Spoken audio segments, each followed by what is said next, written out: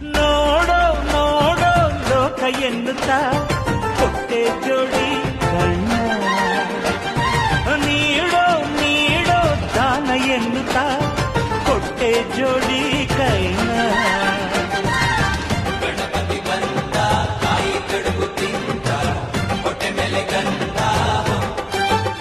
ಅರೆ ಕೇಳೋ ಕೇಳೋ ನೀತಿ ಎನ್ನುತ್ತಾ ಕೊಟ್ಟೆ ಜೋಡಿ ಕಿವಿನ.